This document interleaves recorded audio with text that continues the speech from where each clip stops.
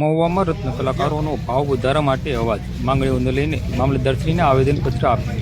આજરોજ તારીખ 19 ઓગસ્ટ 2024ને બુધવારના બપોરના 32 કલાકે વાત કરીએ તો મહુવા શહેરના રત્ન કલાકારોએ ભાવ વધારાની માંગ સાથે મામલતદારશ્રીને આવેદનપત્ર આપ્યું હતું.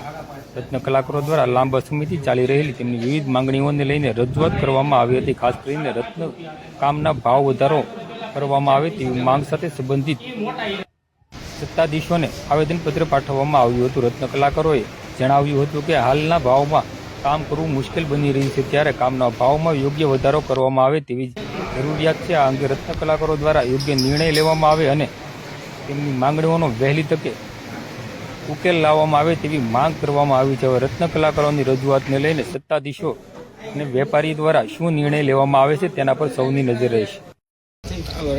મારું નામ ભગવાનદાસ તુલસીદાસ જાણીધારિયા, ડાયમંડ વર્કર યુનિયનનો પ્રમુખ છું મહુવાનો, અને અમે આવેદનપત્ર આપ્યું છે મામલતદારમાં, અને ટૂંક સમયમાં એ રિઝલ્ટ નહીં આપે તો અમે જિલ્લત અમે આંદોલન કરશું ગાંધી સિંજા માર્ગે અમે, અને હડતાલ પાડવાની ફરજ પડશે તો અમે પાડશું, એવી અમારી છે માંગ.